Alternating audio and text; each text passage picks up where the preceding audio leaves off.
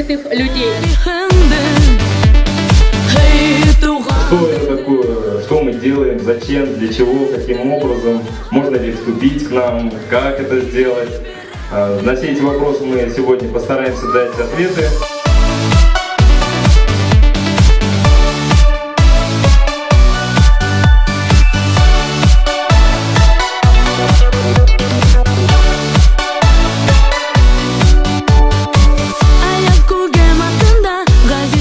Ну и начнем, пожалуй, с наших целей. Первая наша цель – это сохранение и пропаганда национально-культурных ценностей башкирского народа. Создание положительного образа молодого успешного башкира.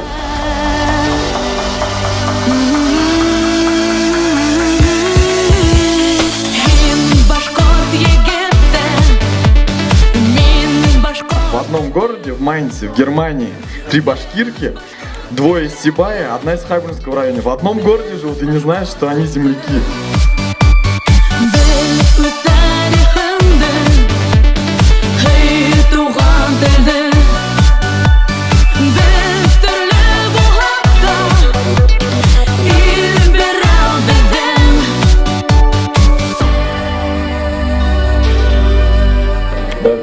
Ruhlu kişiler.